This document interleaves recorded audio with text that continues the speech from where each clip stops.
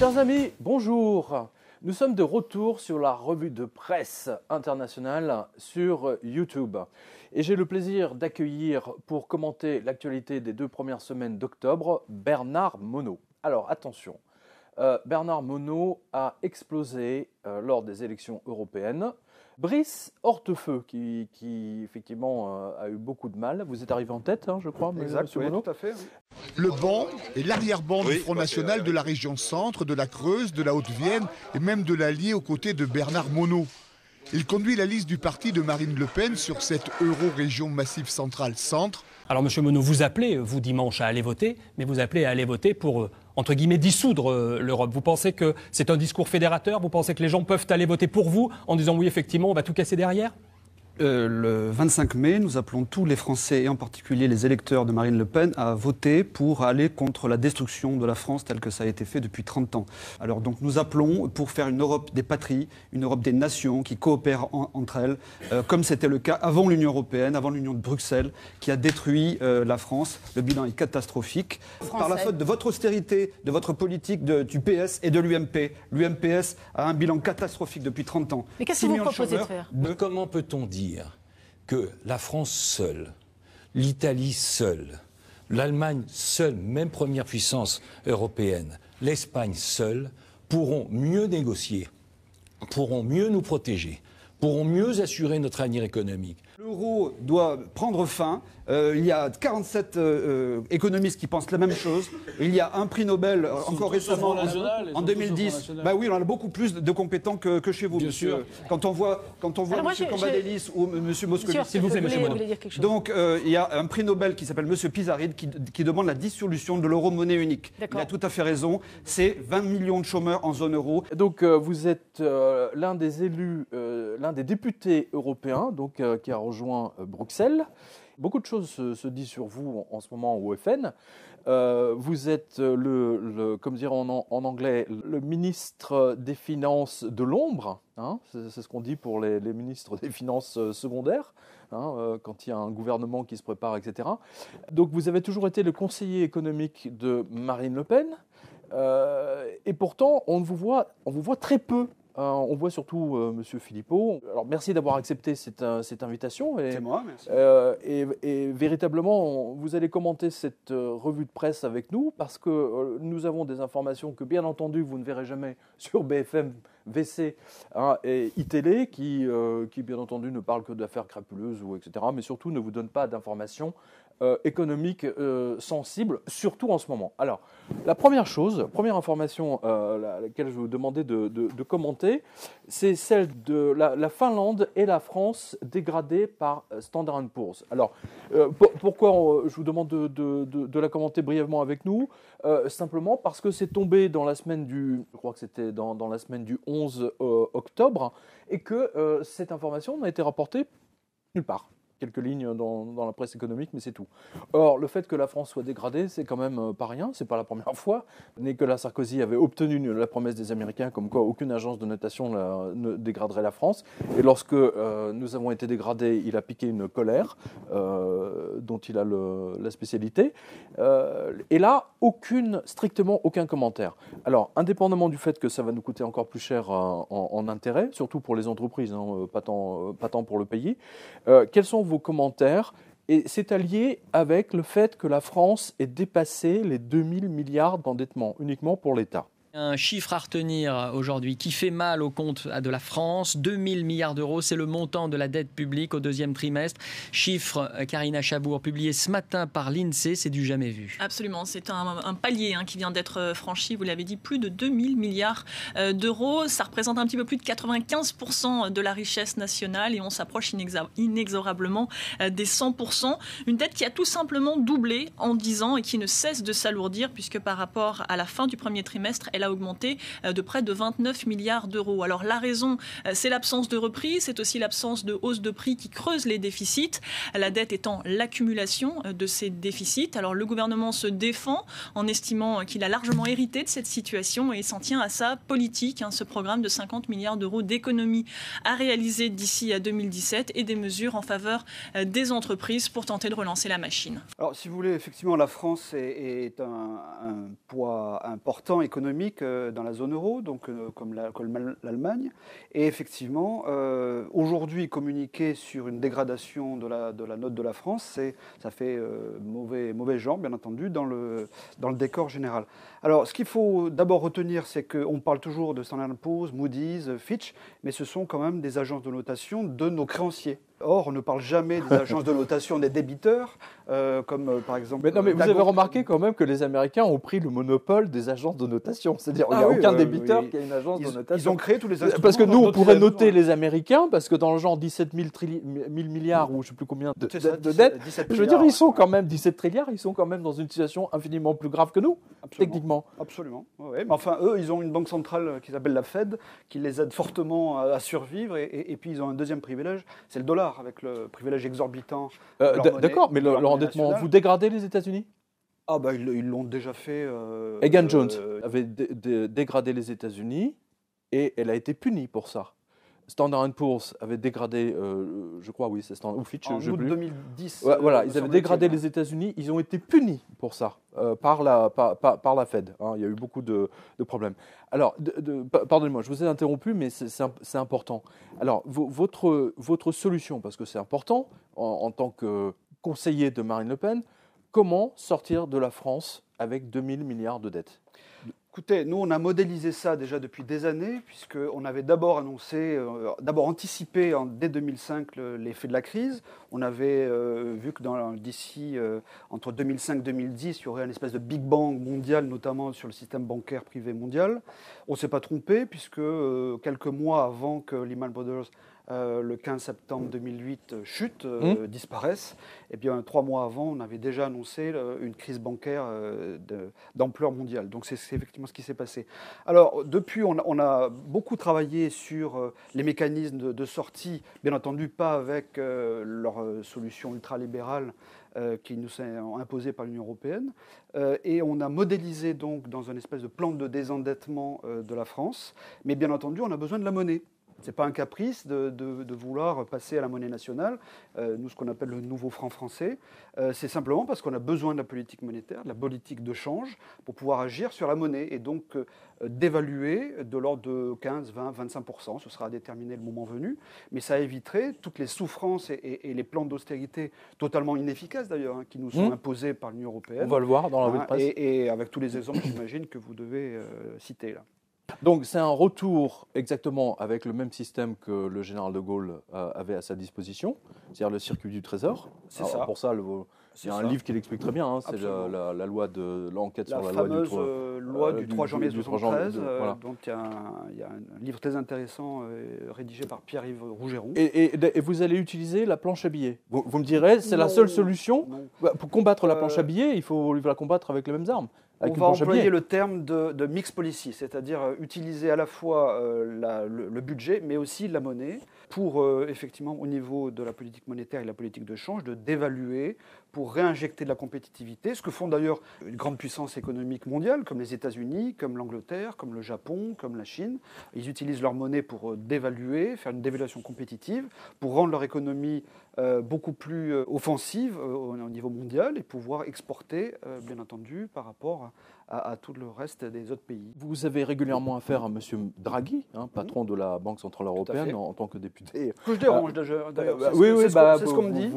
Forcément. Il aurait même fait une fiche BCE sur moi. Donc voilà. Apparemment, je dérange. J'ai vu ce matin, je crois, dans le Financial Times, que M. Draghi, donc, alors que les règlements de l'Union européenne interdisent à la BCE, à la Banque Centrale Européenne, d'utiliser la planche à billets, eh bien, la BCE va utiliser la planche à billets pour racheter des actions sur les bourses, les places financières européennes. Les propos tenus par Mario Draghi au sommet des banquiers centraux à Jackson Hole aux États-Unis ce week-end ont fait baisser les taux d'intérêt de la dette des pays de la zone euro. La BCE est prête à utiliser tous les outils à sa disposition si le rythme d'inflation devait encore baisser, a affirmé son président. Mais il l'a fait cette fois-ci de manière un peu plus marquée.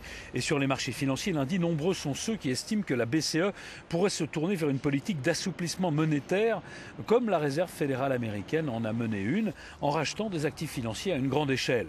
Ça vous inspire quoi ? Ils vont transgresser le propre règlement qu'ils ont mis en place de copropriété avec le traité de Lisbonne. Donc c'est effectivement interdit, mais ils vont quand même le faire parce que... Alors, entre parenthèses, M. Trichet l'avait déjà fait en été 2011. Oui, mais c'était tangent, mais c'était tangent. La situation était tellement catastrophique. C'était l'endettement, c'est plus de l'endettement. Oui, donc il avait fait effectivement déjà une première tentative, mais en totale transgression du traité de Lisbonne. Hein. Donc la situation est tellement grave qu'ils sont prêts à rejeter leur propre règlement pour pouvoir survivre en fait. Donc ils nous reprochent à nous de vouloir faire ce que nous souhaiterions faire en France. Ils le font effectivement au niveau de l'échelon. Comment vous expliquez que l'ensemble de la presse économique justement présente ça comme justement un crime, une folie, etc. Une folie, bien sûr.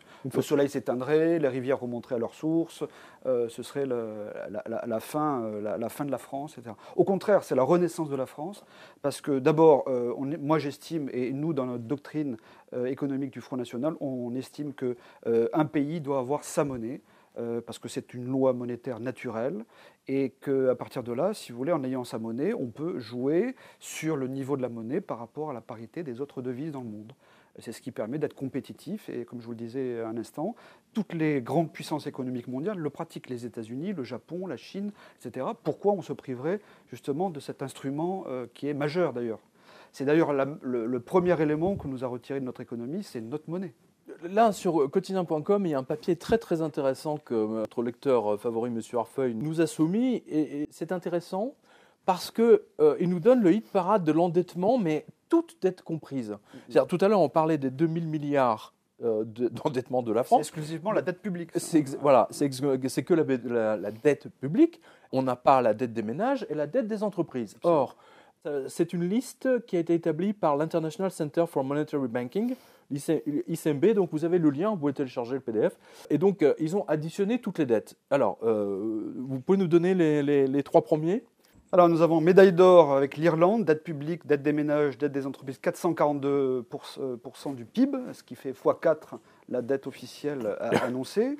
Médaille d'argent avec le Portugal, dette publique, dette des ménages, dette des entreprises, 380% environ du PIB. Et enfin, la médaille de bronze pour la Belgique, 350% du PIB. Mais je rajouterai en plus de ça également les engagements des retraites qui sont hors bilan de l'État, en fait. Hein. D'accord. Vous pensez que l'ICMBM ne les a pas compris là-dedans ? Là-dedans, donc ce serait une proportion beaucoup plus importante. Hein. Moi, je dirais x5, voire x6, le montant du PIB. Alors, justement, ce classement recoupe quelque chose que vous avez dit précédemment. C'est-à-dire, en 4e position, on a la Grèce. Donc, on voit bien que la Grèce n'est finalement pas la plus endettée, puisqu'elle est numéro 4 avec 304% du PIB. La 5e, l'Espagne, 300% avec du PIB. 6e, la Hollande, 294%. Le 7e, l'Italie, 258%.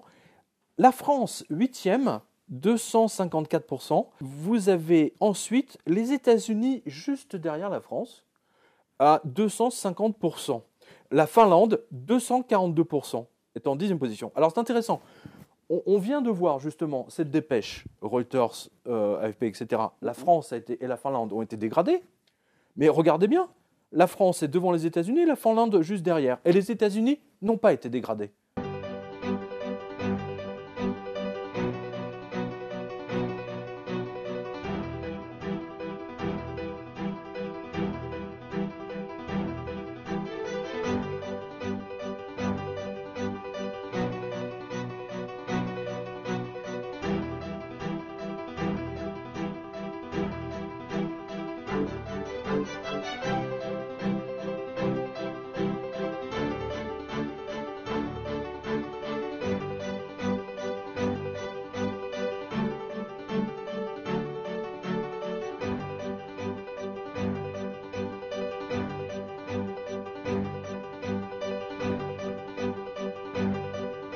Donc on voit bien que les agences de notation Standard & Poor's, Fitch et tout le bazar ont des analyses à géométrie variable.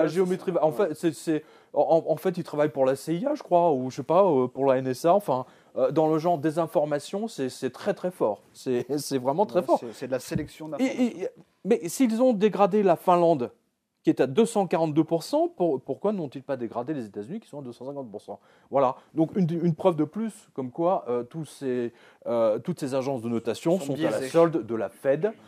Non mais elles sont à la solde de la Fed. Moi je me rappelle de Egan Jones, la seule agence de notation honnête qui a été punie, mais terriblement punie par la Fed. Il y a même des enquêtes judiciaires, etc. Ils ont mis le FBI, enfin c'est la totale. Turns out the SEC is unhappy with Egan Jones, which is a smaller, I'd call it lesser credit rating agency, but still one of note. Yeah, still one of 9 that registered with the SEC, and we had, basically the SEC voted yesterday to bring an administrative action. We have that chart from the other day, and just to show you, relatively speaking, that it is a little bit of small fry when it compares to S&P or Moody's.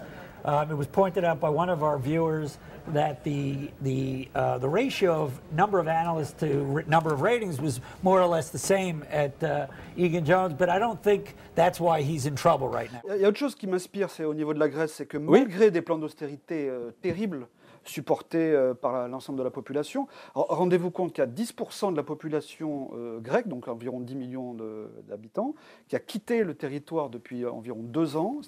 C'est comme si en France, vous aviez 6 millions de personnes qui quittaient la France. Les derniers chiffres du chômage au Portugal et en Grèce mettent une nouvelle fois en exergue les limites de la rigueur exigée par les créanciers internationaux.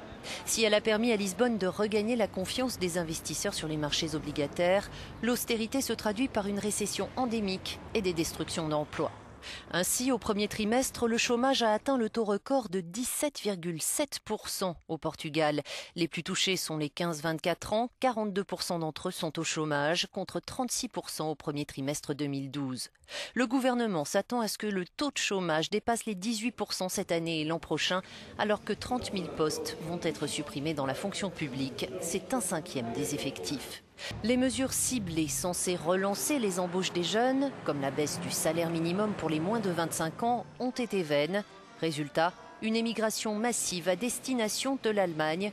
L'an dernier, près de 36 000 Grecs ont sauté le pas, 4 fois plus qu'en 2007. Malgré ces plans d'austérité, vous avez une envolée quand même de la dette, qu'elle soit publique, privée et celle des entreprises, et que l'austérité est totalement inefficace. Alors justement, vous avez tout à l'heure, hors antenne, vous avez dit quelque chose de très juste, puisque je vous laisse à propos des salaires et de l'euro, puisque vous pouvez nous le redire, je trouve ça très important. Oui, en étant lapidaire, si vous voulez, c'est qu'il nous impose des dévaluations des salaires, parce qu'ils nous refusent des dévaluations monétaires.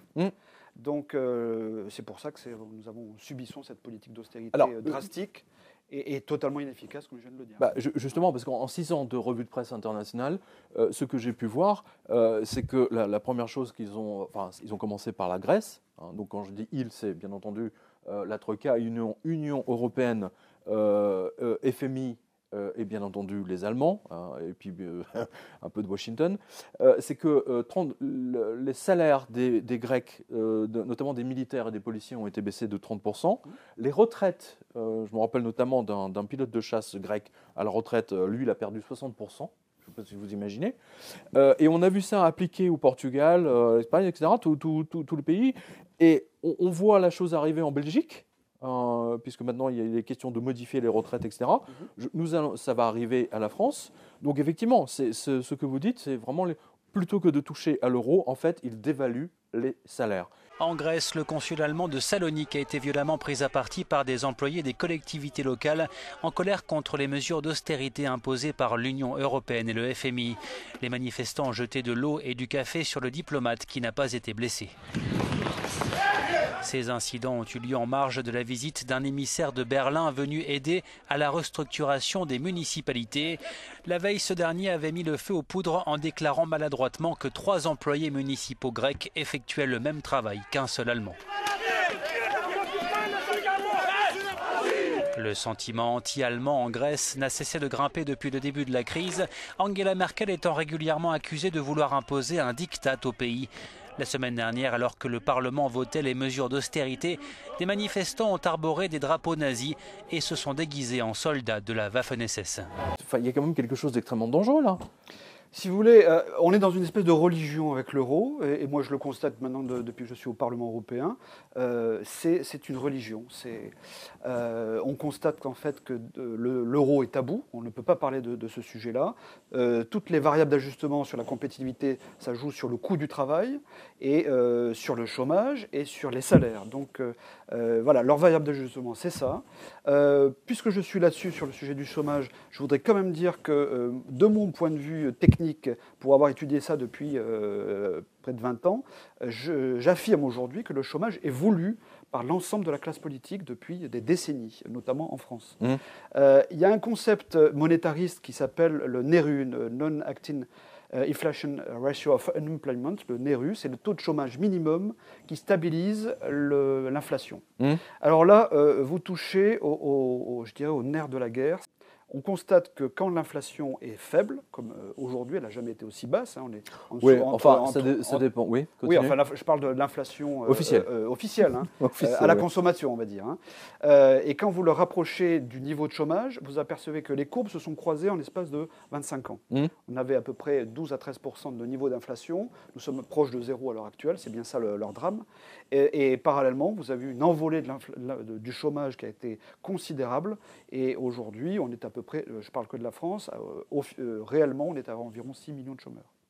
Voilà, donc ils ont troqué le chômage pour sauvegarder quand vous dites leur monnaie. Bruxelles À Bruxelles maintenant, mais bien avant, déjà en fin des années 70-80, avec le plan Barre, avec le franc fort pour s'arrimer au Deutschmark, c'était déjà dans le plan de convergence de l'Union économique et monétaire. En fait, ce que vous dites, c'est la ligne... L'euro était la consécration de tout le système depuis 40 ans, en fait.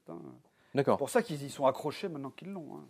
Ils ne le lâcheront pas comme ça. C'est peut-être eux qui veulent le décrocher. Alors, justement, une information extraordinaire. Donc, ça date de la semaine du 10 octobre. Donc, pour tous les liens, vous allez sur quotidien.com. Alors, vous vous rappelez de l'affaire de Chypre. Les Chypriotes ont été spoliés, littéralement. Eh bien, figurez-vous que la spoliation des Chypriotes n'est pas finie. Il manquait la cerise, ou plutôt la fleur d'oranger. Parce qu'à Nicosie, il y a beaucoup d'orangers. Il manquait donc la fleur d'oranger sur le gâteau. Une fois la poussière de la spoliation et de l'attention des médias retombée, voici qu'en douce, à pas de loup, un banquier allemand qui a eu les honneurs de ma revue de presse internationale, M. Ackermann, Joseph Ackermann, Joe Dalton, lui-même a été nommé, je vous le donne dans le mille, à la tête de la Banque de Chypre. Au comité directeur, peu importe, c'est pareil. Donc je trouve ça absolument fabuleux. C'est-à-dire qu'on voit les Allemands qui sont en train de prendre le contrôle. C'est-à-dire d'abord, ils spolient l'épargne des peuples et ensuite ils mettent leurs banquiers à leurs hommes. Ils mettent leurs hommes. Non mais c'est absolument extraordinaire. Je vous rappelle quand même que M. Mario Draghi est l'ancien vice-président de la banque Goldman Sachs. Justement, je dis, il ne se cache même plus. Tout simplement. Il est vrai que depuis la nomination d'un Canadien ex-Goldman Sachs à la tête de la Banque centrale d'Angleterre aussi, la main n'est plus aussi invisible qu'avant. Donc, parce que c'est ce que vous utilisez, ils agissent maintenant presque à découvert. Donc, Ekatemerini, donc le journal grec, a donné l'information, mais sans commentaire. C'est absolument extraordinaire. Ils auraient dû hurler, les Grecs, les journalistes grecs. Juste, ils ont donné rien, nada. Former Deutsche Bank CEO Joseph Ackermann has been nominated as chairman of Bank of Cyprus. Et alors, la Bank of Cyprus elle-même, qui a été rachetée par un certain nombre de fonds d'investissement. Alors c'est tout à fait extraordinaire. C'est vraiment tout à fait extraordinaire. Moi, je trouve ça merveilleux. La spoliation à la chypriote pour la France, de votre point de vue en tant que député, qu'est-ce que vous en pensez ? Moi, c'est un péril. Vous faites bien de parler de ce sujet-là. Moi, je suis donc à la commission, je suis membre et titulaire de la commission économique en tant qu'économiste et financier au Front National. Et je suis horrifié. Ce matin encore, j'avais la commission. Ils sont en train de s'organiser pour mettre en place la supervision bancaire à la main, bien entendu, de la Banque Centrale Européenne. Et tout le dispositif légal est en place depuis fin 2013, début 2014. Tous les 80% des textes sont passés, donc tout le dispositif légal est en place. Chypre, pour moi, était un laboratoire. sur l'aspect bancaire. Et comme l'État chypriote était en banqueroute, donc ils n'ont pas pu revenir à la rescousse de leur propre système bancaire. Et donc c'est la Troïka qui a imposé ce qu'ils appellent le buy-in, c'est-à-dire que de faire payer par les clients de la banque le renflouement du capital de leur propre banque. Voilà où on en est. Donc le test a fonctionné. Hein, et, oui, les Chypriotes ne se sont pas révoltés. Voilà, c'est ça. Donc jusque-là, ça va. C'est extraordinaire. Moi, sincèrement, j'ai pensé qu'ils se révolteraient. J'y étais. Et comme ça a fonctionné, donc ils mettent en place au niveau de 28 pays de l'Union européenne maintenant le dispositif qu'ils ont baptisé Union bancaire. Ça fait très bien, ça fait très chic. Dès qu'il y a de l'union, tout va bien. Oui, c'est comme Bank Holiday. Voilà, mais en fait, ce qu'ils ont mis en place, c'est la spoliation et la confiscation des dépôts et de l'épargne des clients dans les banques. Et quand elles s'effondreront, forcément un week-end, bien entendu, eh bien, le lundi matin, les gens pourront toujours toquer à la vitrine de leur agence bancaire. Ils ne pourront pas accéder. Grosso modo, en fait, le plan va être le même, hein, c'est-à-dire tous les comptes qui ont plus de 100 000 seront rasés. Hein. Et alors c'est un péril aveugle. Haircut, comme ils disent. Haircut. Hein, c'est vraiment un terme de coiffure. Il faut bien renflouer le système bancaire privé. C'est coupe incorporation, là, ça va être pour les Français. C'est exactement ça. Donc, mais c'est un péril aveugle, c'est-à-dire que même quand on essaye d'alerter un petit peu les gens, mais non, c'est pas possible, ils ne feraient pas ça. La politique de l'autruche fonctionne très bien pour les Français en ce moment. Donc l'État ne laisserait pas faire ça. Mais au contraire, c'est l'État qui est à la manœuvre, soumis à l'Union européenne, à l'Europe de Bruxelles en fait. Hein. Justement, excellent enchaînement pour l'information suivante. Le PS vend l'hôpital du Val-de-Grâce. Hein. Alors, sincèrement, je ne pensais pas qu'ils oseraient le faire.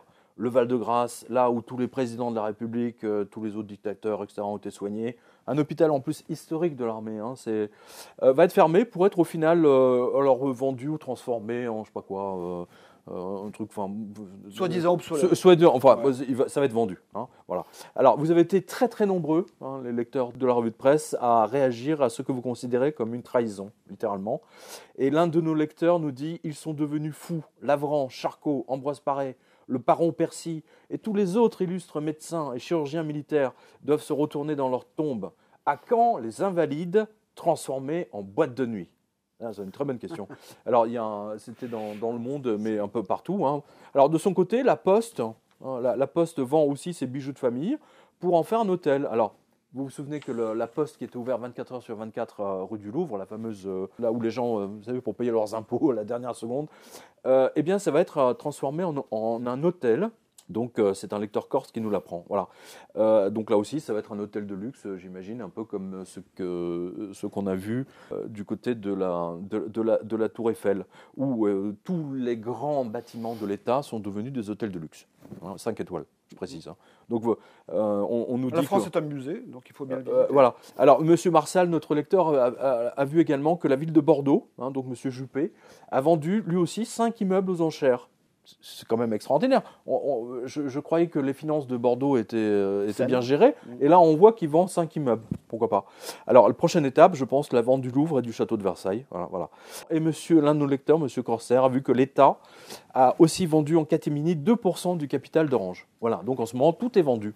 Hein, tout est vendu. C'est quand même assez effrayant parce que ce sont toujours, la plupart du temps, des groupes américains. Donc, ils achètent nos actifs avec de la monnaie de singe. C'est quand même extraordinaire. Votre commentaire là-dessus? Vous avez tout résumé. C'est pas nouveau. Hein, j'ai tout résumé, je suis un des rares à en parler. Je veux dire officiellement, de journaliste, j'entends. Hein. Absolument.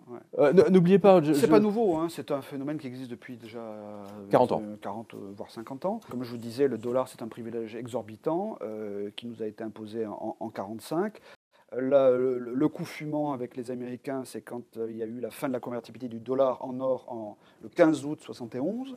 Et c'est là qu'on est passé dans un phénomène de billets de Monopoly avec le dollar. Et comme les gens l'acceptent, enfin certains, hein, pas tous, hein, eh bien, ils arrivent à acquérir beaucoup de biens et d'actifs tangibles partout dans le monde grâce à cette monnaie. Et puis avec la complicité de nos dirigeants depuis 40 ans. Hein. Alors, moi je dirais que c'est pas le phénomène de grande braderie de la France, c'est pas nouveau. Mais aussi, vous avez fait toute votre carrière à la Caisse des dépôts et consignations. Je veux dire, en discutant avec tous vos collègues à la Caisse des dépôts, il n'y en a pas que ça choque. Je veux dire, c'est quand même des... je veux dire, vous avez travaillé avec... vous avez croisé par votre métier tous les grands financiers de français. Ça ne choque personne.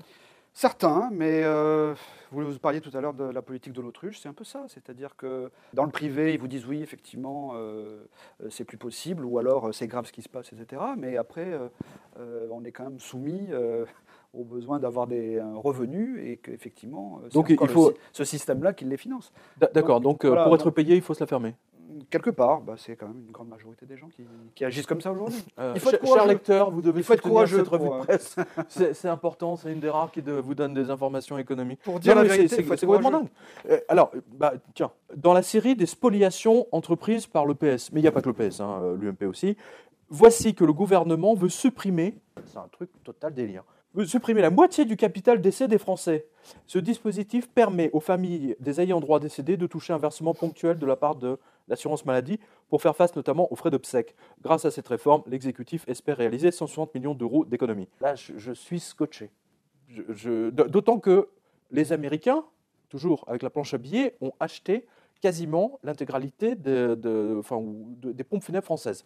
Donc ils touchent leur commission sur chaque enterrement de Français. C'est quand même incroyable. Non, mais c'est quand même incroyable. Et là, donc, pour faire des économies, ils vont enlever 180 millions d'euros, 160 de chiffre d'affaires aux pompes funèbres français. Par rapport à, vous savez, aux suppressions du quotient familial, etc., de toutes les mesures, congé maternité, etc., etc., etc. Vous pensez que ce gouvernement va tenir combien de temps ? Je sais pas, en politique, tout est possible. Donc, c'est le problème de coefficient de résilience des Français. Le pacte vous voyez, mal en fourche et pour cause d'austérité, en réalité, que le gouvernement veut mettre en place, il va consister à tuer la demande pour essayer d'enclencher l'offre. C'est une stupidité. Baisser les charges des entreprises, c'est une stupidité. Non, mais ce n'est pas le problème. Le problème, c'est qui va payer. Et si on crée des taxes et des impôts pour faire peser, si vous voulez, ce coût sur les clients, sur les classes moyennes, alors on va tuer les clients. Et le meilleur moyen de tuer les entreprises, c'est de tuer les clients. Et baisser les charges des entreprises, c'est nécessaire ou pas ? Non, mais oui, bien sûr que c'est nécessaire. Mais si pour on cela, baisse les charges des non, mais entreprises, non, mais d'accord, mais on peut pas baisser les charges des entreprises si on baisse pas le chômage, si on ne change pas le modèle économique. En réalité, on fait un faux diagnostic. Donc, on a des médicaments qui ne sont pas utiles. Non, mais d'accord, mais il y a des tas de réformes qui peuvent être faites, mais pas quand il y a 9 millions de pauvres, pas quand il y a 6 millions de chômeurs. Il faut donc retrouver la voie de l'emploi. C'est une obligation et pour ça, il faut encore une fois arrêter avec un modèle qui est un modèle ultra-libéral dont on voit bien qu'il va au bénéfice des pays émergents, mais au détriment de notre propre pays. Jusqu'à quel point les Français pourront supporter cette pression, ces suppressions de prestations, ces augmentations de prélèvements et d'impôts, directs ou indirects ? Peut-être quand ils n'auront plus rien dans l'assiette, peut-être quand ils n'auront plus d'emploi ou que leurs propres enfants seront menacés. Je ne sais pas, mais pour l'instant, je trouve que les Français sont très très patients et qui subissent beaucoup de vilainie. Mais que ce soit d'ailleurs les socialistes, mais comme l'UMP auparavant. Oui. Parce que moi, j'entends beaucoup dire si Sarkozy avait été élu en 2012, ça ne se reproduirait pas comme ça aujourd'hui. Mais je pense que ce serait encore pire. Le pacte de responsabilité des socialistes, c'est 50 milliards d'euros. Bon, l'UMP veut faire 100 milliards. Donc ce serait 2 fois pire. Voilà, donc tout est résumé. Alors justement, une question à ce sujet. Pourquoi est-ce qu'on ne vous voit pas plus souvent sur les plateaux de BFM, iTélé, etc. Je ne sais pas, peut-être que, parce que vous êtes identifié comme quelqu'un qui dit peut-être trop la vérité ou même au sein du FN. Au sein du FN, non, mais c'est pas l'UFN qui fait les médias. Quand j'ai été invité sur BFM TV, sur BFM Business, sur France 3, chaque fois que j'ai été invité, j'ai répondu présent. Les rares fois. Peut-être que mes interventions sont, enfin, toute modestie, pertinentes en matière de crédibilité économique, et que peut-être que ça gêne, voilà. Donc, comme vous disiez que BFM avait tendance éventuellement à maquiller parfois. Non, mais parce que vous êtes un des rares politiques, en fait, à connaître les CDS. S'il m'invite, je les présent. Vous êtes l'un des rares politiques à connaître les CDS, hein, les fameux crédits défaut swap. Et alors, justement, là, on a une information qui date toujours dans la semaine du 10 octobre. Alors, les banques se préparent à une chute des places financières. Alors, ça, c'était avant la chute de Wall Street et de toutes les places financières de la semaine dernière. Alors, écoutez bien, parce que ça c'est drôle. Comme elles se préparent à une chute des places financières, qu'est-ce qu'elles font? Elles décident de changer encore plus les règles des crédits défaut swap. Alors, rappel, crédit défaut swap, Bytemaster, c'est une assurance sans lettres, etc., sur les impayés. Si vous voulez en savoir plus, Bytemaster, c'est vraiment la Bible. Des CDS, j'entends. Alors, se préparant à une seconde explosion de Wall Street, une vingtaine des plus grandes banques mondiales se sont réunies sous l'égide de l'ISDA pour, je cite, modifier les règles de fonctionnement du marché de quelques 7 000 milliards. Qu'est-ce que je dis 7 000 milliards? En fait, c'est 70 000 milliards de produits dérivés. En fait, on ne connaît pas trop le chiffre. Voilà. Alors, vous avez bien lu, j'ai bien dit, pour modifier, sachant que les modifications avaient commencé il y a déjà environ 1 an, craignant une dégradation mi-2014. L'AGFI, donc, qui a repris le Financial Times, écrit « Les banques ont accepté d'abandonner le principe de débouclage automatique, close-out, des contrats si un établissement financier se trouvait en difficulté. » Alors, l'International Swaps and Derivatives Association, donc c'est un bazar que Bytemaster, on va dire, a couvé, parce que c'était un de ses bébés, qui mène les négociations avec les régulateurs, a déclaré le mois dernier que les discussions, etc. Donc, ils ont signé. Vous avez tous les liens sur le Financial Times là-dessus. C'est très, très intéressant. Lisez-les bien. Notez que, et là, j'ai besoin de vos commentaires, de vos lumières, les banques signataires, Bank of America, Bank of Tokyo Mitsubishi, Barclays, BNP Paribas, Citigroup, Crédit Agricole, Crédit Suisse, Deutsche Bank, Goldman Sachs, HSBC, JP Morgan, Mizuho Financial, Morgan Stanley, Nomura, Royal Bank of Scotland, Société Générale, Sumitomo, Mitsui Financial Group et UBS. Notez bien que sur les 18 banques signataires, 12 sont des pays à planche à billets. Et oui. Et traduction, les Français et les Suisses viennent de signer leur faillite bancaire avant celle des Anglais, Américains et Japonais, CQFD. Alors, je comprends pourquoi le PS a fait installer un sextoy place Vendôme. C'est pour les banquiers, en fait. C'est pour les mecs de la Société Générale, de l'UBS. Non, mais sérieusement, les crédits agricoles. Attends, c'est quand même incroyable. Les Français n'ont pas le droit à la planche à billets, alors que toutes les autres banques, en fait, sont issues de pays qui font que ça, de la planche à billets. Il y a un sérieux problème. C'est un peu comme si vous partiez à la guerre, et qu'en face, vous avez tous les mecs équipés de mitrailleurs, et vous êtes équipés de pistolets à eau. Grosso modo, c'est ça. Voilà. Et donc ça, c'est un système qui va amener les crédits, les grandes banques, françaises notamment, à passer sous contrôle des Américaines. Sachant que Société Générale et Crédit Agricole, surtout Société Générale, a été sauvée par la Fed, par les 12 milliards qu'ils lui ont donnés en 2008. Et Madame Lagarde est allée supplier M. Bush, fils... pour que le fameux assureur AIG ne dépose pas le bilan. Alors, justement, les 5 plus grandes banques américaines ont chacune plus de 40 000 milliards de dollars en produits dérivés. Alors, mes estimations ont été pulvérisées, donc c'est dans l'Express belge. L'Express belge qui suit effectivement la revue de presse, mais ils sont très très bons. C'est un des rares journaux qui effectivement donne la réalité à ses lecteurs. Vos commentaires sur les CDS et sur cette arnaque en planche à billets sur les CDS? Une bombe à retardement. En fait, on est dans la titrisation à tous les étages. On a vu les dégâts de la crise des subprimes. Vous pouvez expliquer la titrisation en 2 mots, parce que beaucoup de journalistes utilisent ce mot. J'aime pas ce mot. Très simplement, pour vulgariser l'idée, c'est que vous prenez des dettes, vous les saucissonnez, vous les transformez en actifs. Donc c'est ça la titrisation. Et ensuite, vous diffusez ça dans l'ensemble du système bancaire mondial, privé bien entendu. Privé. Et puis vous vendez ça comme des actifs. Voilà. Et puis, alors que ce ne sont pas. Non, ce sont des dettes. Voilà. Donc on vous fait passer pour des vessies pour des lanternes en étant tout à fait simple dans l'explication. Le problème, c'est que maintenant tout le système bancaire mondial et au niveau des portefeuilles sont remplis de ces papiers. Alors il y a une nouvelle invention maintenant, c'est les asset-backed securities. C'est ce que la Banque centrale européenne essaye de faire prendre en garantie financière. C'est pas nouveau par les États membres. MBS. Non, mais je veux dire, c'est nouveau dans le dispositif de la BCE. Ah oui, d'accord. C'est-à-dire qu'ils prennent des collatéraux, et oui. il leur faut du papier, donc il leur faut des collatéraux. Ah bah, et la Banque centrale européenne, tenez, vous êtes peut-être une information que vous n'avez pas. C'est que pour le système d'abord pour les stress tests qui va avoir dans les publications vont être rendus, je crois dimanche le 26 là, eh bien ils ont besoin de solidifier et de donner une solvabilité au système bancaire privé. Donc la Banque centrale européenne a demandé aux États membres de donner une garantie financière sur ce qu'on appelle l'étage mezzanine de ces papiers qu'on appelle... La mezzanine, c'est une invention, enfin, c'était le grand truc de Blackmaster, ça. Voilà. Mezzanine, c'était son truc. Voilà. Bistrot. Moi, ce que j'essaye de faire comprendre, si vous voulez, c'est qu'il y a un paradoxe absolu, c'est-à-dire que la Banque Centrale Européenne se dit indépendante, oui. mais elle a deux points faibles, c'est-à-dire que comme son bilan augmente terriblement, notamment quand elle fait ses injections de liquidités de 1000 milliards d'euros, donc son bilan passe de 2000 à 3000, pour faire simple, eh bien, son capital est insuffisant, et à ce moment-là, elle se retourne vers qui? Vers les États membres, dans la zone euro, les 18 pays de la zone euro, en disant écoutez, il faut recapitaliser parce qu'on n'est plus conforme par rapport à notre bilan. Donc là, elle est plus indépendante puisqu'elle se retourne vers les États membres. Et puis, deuxième élément, comme son bilan n'est pas suffisant, pour garantir ces papiers qu'elle achète pour le compte des banques privées, elle a besoin d'avoir là aussi des garanties financières d'États membres. Et là, effectivement, elle sait les trouver.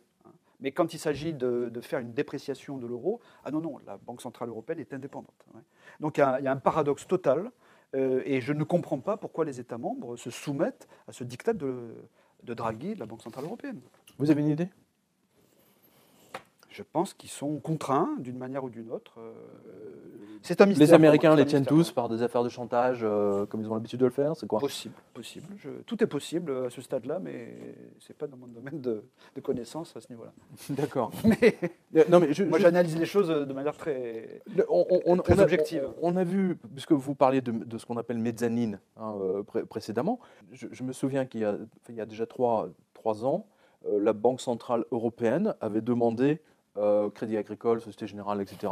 Ils étaient même prêts à accepter leur lavabo et toutes les tasses et les casseroles des cantines d'entreprise de la banque en garantie de tous les prêts qu'ils faisaient. Les titres de collatéraux. C'était un truc, c'était à hurler de rire. C'est ça.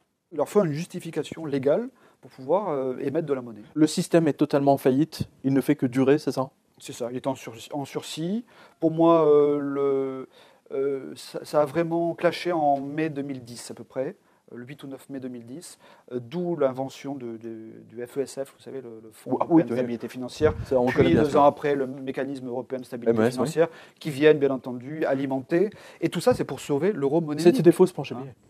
Tout à fait. Mais c'était un système d'endettement des peuples. Les Français ont été endettés encore plus. Alors, moi, je vais vous donner peut-être une information que vous n'avez pas, je ne sais pas. Je me suis amusé à faire une analyse comparative entre, pour la France, exclusivement pour la France, je reste dans l'euro monnaie unique, à tout prix. Donc, combien ça coûte à la France? Donc, à fin 2013, j'avais fait le calcul, on arrivait à peu près à 525 milliards d'euros, dont 70 milliards de cash et 450 milliards de garanties financières. Et de l'autre côté, je passe à la monnaie nationale, c'est-à-dire le nouveau franc français, et je dévalue de 25%. Eh bien, ça coûte un peu moins de 15 milliards de hausse de la dette publique française. Donc, vous voyez que le calcul est rapidement fait. Et en plus de ça, ça vous permet de sortir de la crise financière, bancaire et monétaire que l'on subit aujourd'hui. L'information suivante, alors, je vais vous demander de la lire parce qu'elle est importante. C'est le plan Goldman Sachs appliqué à la France. On se souvient d'un responsable de Goldman Sachs qui a déclaré il y a 3 ans que la France, enfin ce que la banque voulait de la France, c'était une baisse de 30% des salaires et des retraites, c'était une suppression des 35 heures, etc. Enfin bon, voilà. Et alors là, j'ai quand même trouvé ça assez drôle. Le plan Goldman Sachs appliqué à la France, François Fillon veut la suppression de 600 000 postes de fonctionnaires. Donc c'est exactement le même plan qui a été testé en Grèce, avec la Grèce au départ. Alors là, je vous invite à lire ce papier parce que c'est vraiment très très intéressant. Et voilà, le plan de la banque de Lucifer est passé à la vitesse supérieure en France, et pas avec n'importe qui, puisqu'il, s'il vous plaît, avec François Fillon en personne, l'ancien Premier ministre de Nicolas Sarkozy, celui qui avait dit déjà en 2007 qu'il était à la tête d'un pays en faillite. Il demande que 600 000 postes de fonctionnaires soient supprimés. Et pour le coup, mon estimation a été pulvérisée de 450 000. Mais je me souviens, effectivement, c'était il y a 2 ans, Goldman Sachs avait émis l'idée qu'en France, il fallait diminuer de manière drastique le nombre des fonctionnaires. Alors, la suppression de 600 000 postes, là je cite, via levier majeur, le passage en 1 an de la durée de travail hebdomadaire de fonction publique de 35 à 39 heures. Donc on abandonne les 35 heures, donc là toujours on est en plein Goldman Sachs. Ceci représente en effet, appliqué à 5,2 millions de fonctionnaires, un gain de temps de travail de 12%, soit 600 000 postes. Alors, moi, franchement, Fillon, il n'a jamais dû aller dans un bureau de poste ou à la Sécu ou des trucs comme ça, parce que je ne sais pas où il a. Cela irait donc de pair avec le non-remplacement de départ en retraite, évidemment, La réduction des taux de réembauche et la revalorisation des salaires. Ça, j'ai cité les Échos. L'austérité, à quoi ça peut s'assimiler? Ça peut s'assimiler à une chimiothérapie. Et quand j'utilise ce mot, croyez-moi, je sais ce que ça veut dire. Une chimiothérapie, ça veut dire quoi? Ça veut dire que c'est un soin d'une tumeur qui s'appelle l'excès de dette. Ça veut dire quoi? Ça veut dire que la chimiothérapie, vous allez être malade quand vous allez la voir. Vous allez être malade à crever. Vous allez avoir peut-être de l'entourage qui va dire mais il faut arrêter. Il faut arrêter ça parce que vous voyez, il n'en peut plus. Et pourtant, on sait que c'est la seule solution pour réellement aller au fond du problème que nous avons, qui est le cancer de la surdette. Ça rejoint ce que je vous disais tout à l'heure, c'est-à-dire que l'une des variables d'ajustement de l'équation ultralibérale, c'est le chômage. Donc comme on ne peut pas appliquer le chômage à des fonctionnaires, donc on ne renouvelle pas les fonctionnaires, et puis il faut réduire de manière importante les effectifs de la fonction publique. Donc c'est pour ça que c'est haro sur le baudet. Et de notre côté, on baisse les salaires, ou on crée de la précarité pour les emplois marchands. Et on est aujourd'hui, comme je vous disais tout à l'heure, en France, à 6 millions de chômeurs réels. C'est-à-dire que vous considérez toutes les 6 ou 7 catégories du Bureau international du travail, on est aujourd'hui à 6 millions de chômeurs. Alors j'ai cru comprendre d'ailleurs que l'ANPE avait trouvé une autre arnaque pour que des chômeurs n'apparaissent pas. C'est-à-dire que ce sont des chômeurs qui acceptent, je ne sais plus quel contrat de la part de l'ANPE. Ils sont payés à 80% de leur salaire, mais ils sont extrêmement suivis, etc. Mais non. Ils ne sont pas radiés, ils sont considérés comme stagiaires de l'ANPE ou je ne sais pas quoi. Enfin, un truc comme ça. Un artifice. Donc, c'est un artifice, voilà, ils n'apparaissent pas. Alors, justement, je reviens sur un autre article. Toujours les statistiques. Voilà, il y a un autre article des Échos qui a interviewé donc M. Fillon. Alors, les Échos lui demandent, en 2007, vous évoquiez un État en faillite. Et aujourd'hui? Alors, réponse de Fillon, je crains que la France ne soit à la veille d'un accident financier grave qui pourrait faire éclater la zone euro. Pour l'heure, notre pays ne tient que parce que les taux d'emprunt sont bas. Mais cette bulle n'est pas durable, pas de croissance, un chômage qui progresse, une dette qui explose et dépasse les 2000 milliards, des déficits, etc., etc. Et on ne pourra pas ramener le déficit sous les 3%, même en 2017. La crise ne fait que s'aggraver. Alors que tous les politiques nous disaient que la crise était finie. C'est-à-dire que Sarkozy nous expliquait quand Fillon était Premier ministre que la crise était terminée. Et là, on a le même Premier ministre qui nous dit la crise est en train de s'aggraver. Non mais les mecs, ces politiques sont extraordinaires, mais il faut pas. Ce qui est ahurissant, c'est qu'ils ne se sentent pas du tout responsables, encore moins coupables. Oui, non, mais c'est fou ça. Ils ont été aux manettes depuis des décennies, notamment sous Sarkozy, c'est quand même un bon. Alors moi, tout le monde parle de 500 à 600 millions d'augmentation de la dette avec Sarkozy entre 2007 et 2012. Mais moi, je remonterai jusqu'à 2004. Il faut savoir que Sarkozy était ministre de l'économie dans l'année 2004. Il a donc voté la loi de finances 2005. Et moi, il a vendu l'or de la France. Il a vendu. Ouais, alors ça, c'est la haute trahison absolue, en ce qui me concerne. Mais enfin, parlons déjà uniquement de la dette publique. Pour moi, il est redevable de 760 millions d'euros. C'est-à-dire qu'il a cautionné depuis 2005 la loi de finances jusqu'à 2012. Et quand on regarde l'évolution de la dette, c'est 760 millions à lui tout seul. Hein. Donc M. Fillon, aujourd'hui, a beau jeu de venir dénoncer ça, alors qu'il était à la manœuvre à l'époque. Alors, moi, j'ai résumé la pensée de M. Fillon, à sa substantifique moelle, comme on dit. Hein, voilà. Ce qui inquiète François Fillon, c'est que la France ne soit pas capable de rembourser ses bons du Trésor, achetés avec de la monnaie de singe par les Américains et les Japonais. En effet, c'est Tokyo, avec sa 30e ou 45e planche à billets, Samouraï number 45, qui achète majoritairement nos bons du Trésor. C'est-à-dire que nous sommes dans une situation quand même paradoxale à nouveau. Les Japonais fabriquent de la monnaie de singe avec leur imprimante Epson, ils rachètent les actifs de la France, des actifs concrets, je veux dire, des hôtels particuliers, du terrain, des forêts, etc. Et partout en Europe, il y a quelque chose qui ne va pas là. Partout en Europe aussi. Partout en Europe, mais en particulier en France. Ouais. Ils s'américanisent. Les Japonais s'américanisent. Mais je veux dire, nous, on rembourse avec des vrais actifs, alors qu'on pourrait les rembourser avec de la planche à billets, nous aussi. Votre avis là-dessus? J'aime pas trop le terme planche à billets, c'est-à-dire qu'on peut, moi, techniquement, c'est ce qu'on appelle la monétisation de la dette. Si elle est pratiquée de manière intelligente, c'est-à-dire qu'on se limite à un niveau, on va dire, de 5% par an de la masse monétaire, mais pour l'injecter dans l'économie réelle, c'est-à-dire le financement des infrastructures, le financement de la recherche, de l'innovation, parce que tous nos adversaires... Oui, c'est comme ça que la France avait fait, bien sûr. Voilà, comme dans les années 50, 60, 70. Je vous signale que tout le parc de centrales nucléaires en France ont été financés par la monétisation de la dette de la Banque de France. Il y avait un peu d'inflation à l'époque. Mais il y avait du plein emploi, les salaires il y avait du pouvoir d'achat, et les gens étaient globalement plus heureux. Et les salaires étaient indexés à l'inflation. Absolument, et les salaires étaient indexés à l'inflation. Je vous rappelle, entre parenthèses, sur ce sujet-là qui me paraît très important, c'est que le Front National est le seul parti dans son programme économique qui a rétabli l'échelle mobile des salaires. C'est-à-dire que quand les prix augmentent, il y a indexation automatique des salaires sur l'augmentation des prix. Eh bien, aujourd'hui, il n'y aurait pas de fracture sociale si ça n'avait pas été supprimé en 84-85 par M. Delors, qui en est totalement responsable. C'est tout à fait extraordinaire, c'est la gauche qui supprime. Les pires mesures ultralibérales, c'est toujours les socialistes. Vous voyez aujourd'hui ce qui se passe avec M. Macron, M. Valls c'est tout à fait extraordinaire. Même héros auparavant. Non, mais j'ai beaucoup aimé M. Macron qui a donné un os à ranger aux sans-dents et leur a dit « prenez le bus ». C'est grandiose. Pour qui cette réforme est-elle bonne ? Elle est bonne pour ceux qui aujourd'hui ne peuvent pas se déplacer dans les transports en commun parce que le train est trop cher. Donc quand on me dit « les pauvres voyageront en autocar », j'ai tendance à penser que c'est une caricature, mais les pauvres qui ne peuvent pas voyager voyageront plus facilement. Et lorsqu'on regarde qui voyage aujourd'hui en autocar, eh bien en effet, ce sont les familles les plus modestes, ce sont les jeunes, ce sont les sans-emploi ou les emplois les plus précaires et les plus fragiles. C'est grandiose, vous ne pouvez pas prendre le TGV. Bon, ouais. Alors, je dirais que c'est plutôt méprisant. Mais... Je trouvais ça génial. Non, mais c'est quand même très très fort. Non, mais je vois bien à Paris-Toulouse, en 15 heures de bus, avec le dos complètement cassé à l'arrivée. Alors ça, c'est bon quand on a 18-20 ans pour traverser le pays. Mais bon, c'est d'un cynisme absolu. Ah oui, totalement. Juste pour revenir à l'endettement. Là, c'est-à-dire endettement des États uniquement. Alors, le numéro 1, c'est la Grèce, avec 174% du PIB. Le numéro 2, c'est l'Italie, 135% du PIB. Et le Portugal. La France, en fait, est en 8e avec 95,1% du PIB. Donc, il y a un moment donné, Grèce, Italie, Portugal, Irlande, Chypre, Belgique, elles sont déjà à plus de 100%. Attendez, faire une analogie. C'est comme si vous étiez endetté à 100% de votre salaire.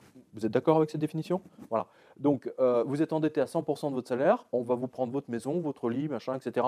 Vous allez dormir dans la rue. La France est endettée à ce niveau-là. Il faut vraiment que les spectateurs comprennent ça. C'est très, très important. Et donc, ça veut dire que ces pays-là vont vers le défaut de paiement. Vous êtes d'accord là-dessus ? Absolument. C'est vraiment votre parti. Donc, Non, je valide ça.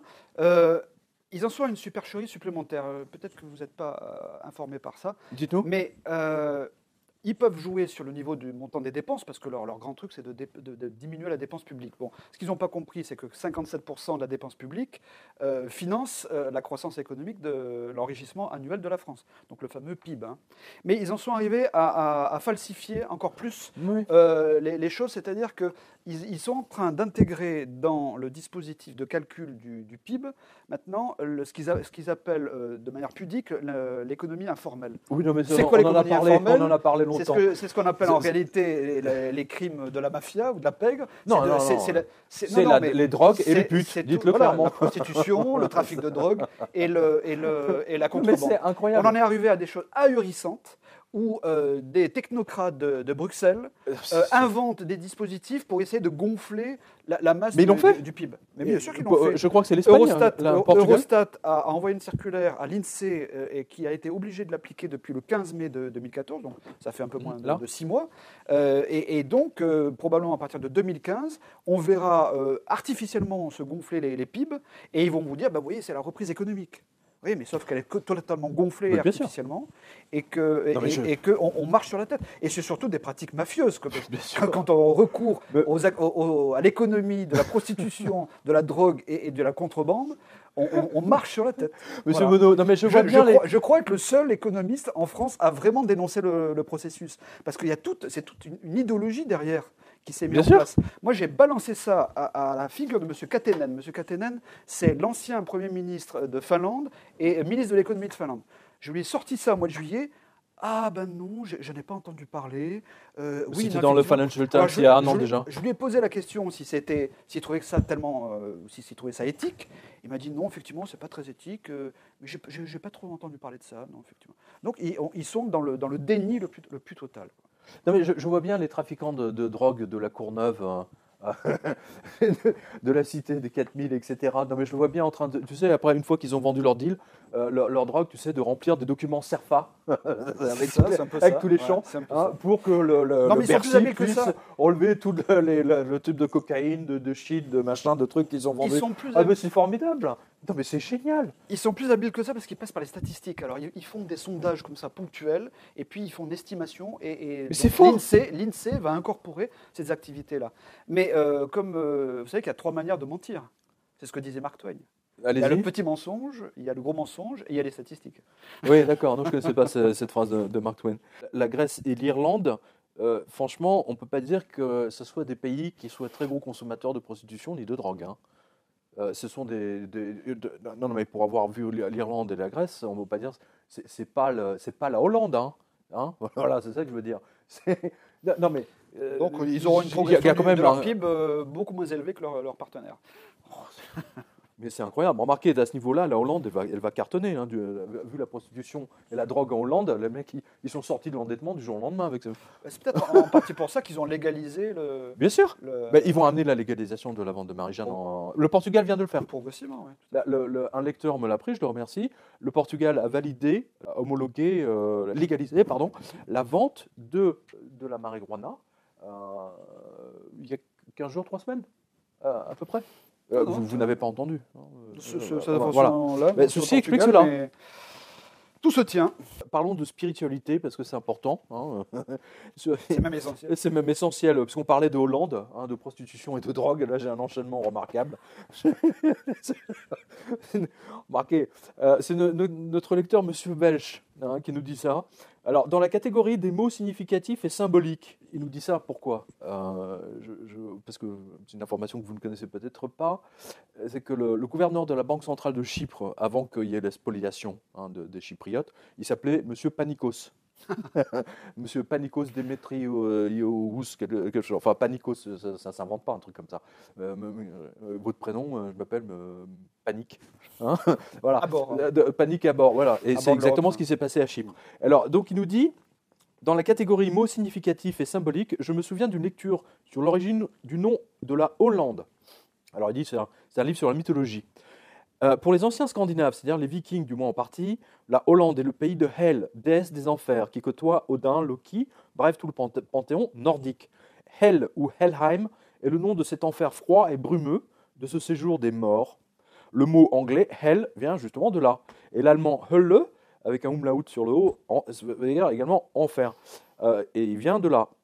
Alors, de là à penser, nous dit le lecteur, que la France est en enfer avec notre président. En tout cas, cher lecteur, vous avez raison. Il n'y a pas de hasard dans le choix des mots et des noms. C'est trop de coïncidences. C'est ce qu'il dit. Et alors, ma conclusion, c'est bon, ben voilà, au moins pour la première fois avec François Hollande, on sait où on va vraiment, en enfer. Donc, vous voulez dire que Hollande, c'est le pays de la. Je suis très attaché. Je suis très attaché au symbolisme. On l'a vu en Grèce. On l'a vu en Grèce, c'était très très important. On a vu tout un tas de noms, de fonds souverains et de fonds de pension qui portaient des noms d'enfer grecs, etc., qui sont passés à la trappe. Hein. C'est très intéressant. On l'a déjà vu maintes fois dans la revue de presse que la signification d'un nom porte en lui des symboles très très puissants parfois. Alors, pour illustrer cette situation absolument surréaliste. Alors je vous invite à le lire parce que c'est quand même assez dingue. L'armée française va devenir le premier client de Kiloutou. Le ministère de la Défense envisage de louer ces nouveaux équipements. Et oui, plutôt que d'acheter des Rafales, des navires, des camions, des tanks, des lance-missiles, etc., il existe une solution plus simple. Au lieu de les acheter cash, eh bien, il suffit de les louer, mois par mois. C'est la solution fabuleuse qui a été trouvée pour contourner les caisses vides. Le ministère de la Défense propose la création de sociétés de projet. J'aime beaucoup ça. Une idée combattue par Bercy, mais qui a été validée à l'Élysée. Elle s'apparente à une cession bail. Je ne sais pas dans quel... Ah oui, c'est un article de l'Opinion. Hein. C'est important de citer nos confrères. Voilà. Cette structure nouvelle permettrait, comme l'a expliqué M. Le Drian, des opérations de location de certains équipements militaire au bénéfice du ministère de la Défense. Voilà. Donc merci à notre lecteur Indiana. Alors, je résume. Hein. Kiloutou achète avec l'aide de l'État un sous-marin ou un char qui sera ensuite loué à l'armée. Je ne sais pas pourquoi, mais cela me fait penser à de la cavalerie, sans vouloir faire de mauvais jeu de mots. Ça sent la fin, véritablement. Et en même temps, M. Bollon, notre lecteur, a vu que la caserne de gendarmerie de Cerquigny, donc dans le 27, vivait ces derniers jours. Voilà, encore une commune abandonnée par l'État. Et c'était dans Paris-Normandie. Alors, que pensez-vous justement de la suppression de tous les régiments, de toutes les bases navales, aériennes, etc. Que fait en ce moment Bercy et l'Élysée ? Ce sont des effectifs de fonctionnaires, comme il faut supprimer les services publics coûte que coûte, notamment entre parenthèses avec le prochain traité en préparation qui s'appelle le TISA. Il faut supprimer grosso modo tous les services publics. Et puis parallèlement, ça fait quand même des nouveaux marchés privés qui vont s'ouvrir. Il faut quand même savoir que l'Europe a déjà créé une force de gendarmerie européenne qui s'appelle Eurogenfor, qui est déjà intervenu pendant les émeutes à Athènes, en Grèce. Et il faut savoir que quand ils interviennent en Grèce, ce ne sont pas des membres, enfin les effectifs de gendarmerie ne sont pas des Grecs, forcément, parce qu'ils pourraient se retourner contre dire. Ça peut être d'autres nationalités. Je vois bien ce que ça pourra donner dans une manifestation sur la place Intelma. Il y a 3000 hommes comme ça aujourd'hui qui existent en Europe et qui sont prêts à intervenir en cas d'émeute sociale, d'insurrection populaire, etc. Il faut le savoir. Donc voilà ce que ça m'inspire. Puis au-delà de tout ça, si vous voulez, ils administrent la pénurie, quoi. Ils ont créé la pauvreté et la pénurie, donc maintenant ils l'administrent comme ils peuvent le faire, quoi. Alors, dans la même foulée, le tribunal de Laval, surendetté, n'a plus d'argent pour payer ses timbres. Nous apprend le Figaro, donc merci aux lecteurs qui me l'ont signalé. Alors qu'il y a 2 ans à peine, la France annulait les 6 milliards de dettes à la Côte d'Ivoire. Donc ça, c'était dans le Parisien et de l'île des Comores. Et en même temps, les États-Unis nous demandent le paiement de leur aide à la France, donc, pour l'intervention au Mali. On est dans une situation paradoxale, c'est-à-dire que les tribunaux sont en faillite, c'est pas le premier. Vous pensez que le fonctionnement de la France va pouvoir continuer combien de temps à ce rythme ? La résilience des Français, c'est un grand mystère pour moi. Ils auraient déjà dû réagir. Manifestement, ils ont peut-être commencé, puisqu'on est quand même arrivé aux élections européennes en tête devant l'UMP-LPS et que, quelque part, il y a une prise de conscience des Français et qu'au Front National, on représente une nouvelle force politique qui peut être une alternative aux dirigeants depuis 30 ou 40 ans.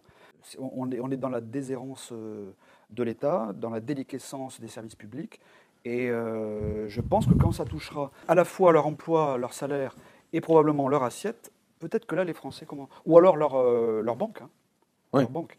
Peut-être que là, les Français se révolteront, ou en tout cas prendront suffisamment conscience de la réalité, et qui seront en colère et qui réagiront comme il se doit.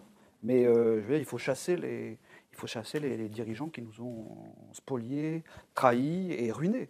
Là, c'est vraiment que ce soit UMP, PS, Modem, etc.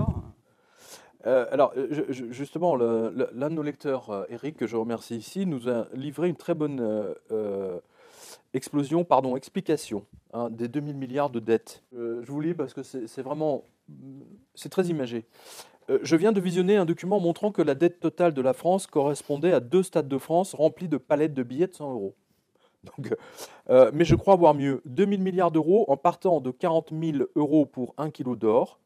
Cela nous fait exactement 50 000 tonnes d'or, soit plus que l'or détenu par toutes les banques centrales du monde entier. Mais surtout, c'est aussi le montant quasi exact de toutes les réserves minières de la planète. En clair, on peut commencer à creuser, nous dit-il. Alors, il nous donne un autre exemple. C'est drôle, mais c'est vraiment pas drôle. Il dit, voici une autre image qui aidera nos concitoyens à saisir l'aspect astronomique de ces dettes de papier. Il suffit pour cela de passer du billet de 100 euros à la pièce de 1 euro. J'ai remarqué que 4 pièces de 1 euro empilées faisaient pile 1 cm. J'en déduis qu'il faut empiler 400 000 pièces de 1 euro pour faire 1 km de hauteur. Or, 2000 milliards divisé par 400 000 nous donne 5 millions de kilomètres. Donc, sachant que la distance de la Terre à la Lune est de 300 000 km, vous réalisez que toutes les pièces de 1 euro empilées nous emmènent plus de 16 fois plus loin que la Lune. C'est quand même... Non, mais c'est vrai que c'est une image très forte parce que... En fait, on ne se rend pas compte de 2000 milliards de dettes. Quand on pense aux États-Unis, c'est combien déjà 17 000 17 000 milliards. C'est des dettes qui ne sont absolument pas remboursables. De dette officielle, on ne parle même pas de la dette historique des États-Unis. Voilà, il nous donne un dernier exemple. Il dit, sachant que la pièce de 1 centime en acier recouvert de cuivre pèse 2,3 grammes et qu'il en faudra 200 000 milliards pour payer la dette, alors nous arrivons à 460 000 milliards de grammes d'acier pour produire les pièces nécessaires, soit 460 millions de tonnes, soit 46 000 tours Eiffel. Excellente illustration. Oui, c'est une très très bonne. C'est vraiment une très très belle illustration. Alors si on ramène aux Français, c'est 30 000 euros sur la tête de chaque Français. Oui, à peu près. Oui, c'est même un peu plus que ça en fait. Un peu plus. Alors justement, on parlait de la Grèce. Vous parliez justement de cette police européenne qui est déjà intervenue, à mon avis discrètement, hein, parce que voilà. C'est un lecteur donc qui nous apprend que les impayés de remboursement de crédit, écoutez bien, représentent 77 milliards d'euros en Grèce. En Italie, la dette privée représente 170 milliards et en Espagne, 185 milliards. Voilà. Pour les banques européennes, rien que sur 3 pays, grosso modo, ça fait 432 milliards d'euros d'impayés, ou on va dire de mauvaises dettes. J'imagine que ça va être tranché, on va faire des CDS là-dessus, ça va être vraiment du très mauvais payeur au très très très mauvais payeur au très très très très très mauvais payeur. Hein, la mezzanine et puis le... N'importe quel établissement, il y a longtemps qu'il aurait fait défaut ou déposé le bilan, mais comme il est renfloué en permanence par la Banque Centrale Européenne, la crise bancaire n'apparaît pas. Or, elle est là. Si on regarde les ratios de solvabilité aujourd'hui, pour parler des banques françaises, il y en a au moins 2 sur les 4 ou 5 principales qui sont supérieurs au ratio de solvabilité de Lehman Brothers la veille de sa faillite. Donc ça veut dire que tout le système est insolvable. D'accord. Ça, moi, je peux le démontrer tout à fait de manière quantitative. Donc, si vous voulez, tout ça tient par la création monétaire, les injections de liquidités de la Banque Centrale Européenne, mais jusqu'à quel point? Voilà. Donc aujourd'hui, on peut qualifier la Banque Centrale Européenne de bad bank. Tout comme la Fed d'ailleurs, la Réserve fédérale américaine. Pendant ce temps, la France vend...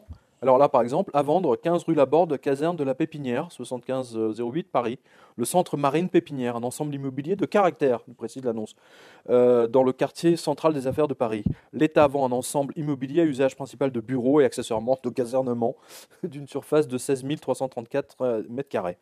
Voilà, donc allez sur quotidien.com, regardez cette info, là c'est celle du 29 septembre au 2 octobre, c'est très intéressant. Je trouve ça assez fascinant quand même, véritablement, que la France vende tous ces bâtiments, y compris le bâtiment de la rue Sarail à Besançon, le ministère de l'Enseignement, etc. Tout est vendu, y compris les parcs. 143 espaces naturels dans le Pas-de-Calais, ensemble de 2 terrains non bâtis, cadastrés, DL, blablabla, occupant ministre de l'écologie, du développement durable. J'aime beaucoup le développement durable. Hein, ouais, ça ne va pas durer cette affaire. Hein, ils les vendent. Non, mais ils vendent la France à la criée. C'est ça. Tout est vendu. La grande braderie. C'est la grande braderie. Ouais, et ce sont les pays qui fabriquent de la monnaie de singe qui achètent en très grande majorité. Voilà. Petite information supplémentaire, c'est exactement ce qu'on disait tout à l'heure. L'expansion, drogue et prostitution augmentent le PIB espagnol de 9%. Oui. Eurostat impose que toutes les transactions commerciales librement consenties soient prises en compte dans le PIB des États membres de l'Union européenne. C'est exactement ce que j'évoquais tout à l'heure. Et ça, pour moi, c'est vraiment... une arnaque supplémentaire pour faire croire aux gens. Donc en fait, ils cassent le thermomètre pour éviter de montrer qu'il y a de la fièvre. Mais bien sûr, c'est casser le thermomètre. On l'a vu tout à l'heure avec les CDS, avec le changement de l'ISDA. Hein, c'est-à-dire qu'en fait, vous avez des règles du jeu. Par exemple, je ne sais pas, prenons le jeu d'échecs, ou je sais pas, la belote ou n'importe quoi. Sous prétexte que vous avez les mauvaises cartes ou vous avez plus de cartes, vous décidez de changer les règles pour que les règles correspondent aux cartes qui vous restent entre les mains. Il y a quelque chose qui ne va pas là. C'est de la triche. Et là, on est arrivé à un niveau de triche absolument effroyable. C'est-à-dire qu'il n'y a pas une journée sans que le Financial Times, sans que le Wall Street Journal nous donne, et encore, ils sont mesurés, le BSG, parce que leurs gros annonceurs sont quand même les banques, les fonds de gestion, etc. Mais ils ne peuvent plus se retenir, ils ne peuvent plus, ils dénoncent les scandales les uns après les autres. Alors tiens, justement, j'en ai un, écoutez bien. Il a fallu 6 années de revue de presse pour que les autorités de régulation bancaire, donc ici les Anglais, décide de condamner la Barclays Bank pour avoir, je cite, mis en danger les actifs de ses clients. C'est curieux, moi je trouve ça a pris 6 ans. S'ils avaient réagi à la même vitesse que la presse anglaise, en 3 mois, la Barclays aurait été épinglée. Hein, voilà. Donc là, vous avez, c'était l'information sur quotidien.com. Comment se fait-il qu'une banque peut prendre l'argent des clients sans même leur permission? C'est-à-dire, vous avez un retraité qui laisse 20 ou 30 000 euros sur son compte, et en fait, le gestionnaire de son compte, sans sa permission, a joué son argent en bourse. Je résume. Ça s'appelle de l'escroquerie, tout bonnement. Voilà. Mais vous remarquerez que ces banques ne sont jamais condamnées, ou rarement. Le lobby bancaire est tellement gigantesque. Voilà. Vous savez combien il y a de lobbyistes à Bruxelles? Ah, justement, puisque vous êtes à Bruxelles, dites-nous. 20 000 environ.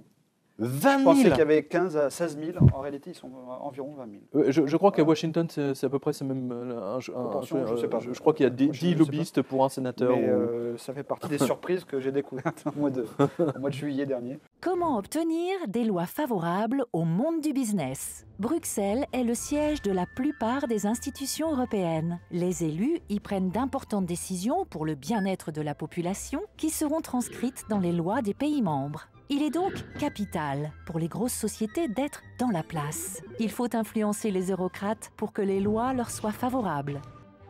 Il y aurait ainsi 20 000 personnes à Bruxelles payées pour donner de bons conseils aux politiciens. 4 000 lobbyistes ont même un pass permanent pour entrer dans le Parlement. Ils proposent des textes de loi qui sont même parfois repris tels quels par les politiciens. À Bruxelles, tout le monde travaille donc main dans la main pour une Europe plus efficace et plus commerciale. Le lobbying à Bruxelles, un monde de l'ombre exploré dans un documentaire. Sorti mi-mars, The Brussels Business plonge dans les méandres de la prise de décision dans la capitale européenne. Et il dénonce un univers dominé par les quelques 15 000 lobbyistes qui gravitent autour des institutions. Il y a un autre monde derrière tout cela, qui consiste à influencer les institutions, à faire un texte, à donner une idée, résume ce lobbyiste dans le film. Alors, vous êtes un financier, vous êtes l'un des proches de Marine Le Pen. Quels sont les conseils que vous pouvez donner à nos lecteurs aujourd'hui pour sauver leur épargne? À titre privé, et non pas au titre de l'État. Privé. Tout à l'heure, on a parlé de l'État, à titre privé, bien entendu. C'est ça. Parce que vous avez dit tout à l'heure que c'est une cavalerie, ça va se terminer dans un effondrement global. Donc, quels sont vos conseils pour les... Les conseils, c'est de faire confiance qu'à soi-même, c'est-à-dire qu'il faut avoir personne entre son propre argent et soi-même. Ce qui veut dire qu'il faut éliminer tout intermédiaire, et donc, bien entendu, le système bancaire privé. Je ne parle pas du public, mais privé. Si toutefois on fait confiance éventuellement à des banquiers, il faut choisir des banques qui sont hors de l'Union européenne et hors de la zone euro, bien entendu, parce que tout le système est insolvable, je le dis, je le répète. Et donc, à partir de là, une fois qu'on a choisi une bonne banque hors de l'Union européenne, ensuite il faut prendre un actif qui va résister à l'ensemble de la crise monétaire mondiale qui est en train de se produire, c'est-à-dire la destruction de la monnaie papier, que ce soit le dollar, l'euro, le yen, la livre sterling, etc. Toutes ces monnaies-là vont progressivement se vaporiser. D'ailleurs, ça a déjà commencé depuis longtemps. Et donc, il n'y a qu'une seule monnaie, je dirais, universelle et intemporelle, c'est l'or.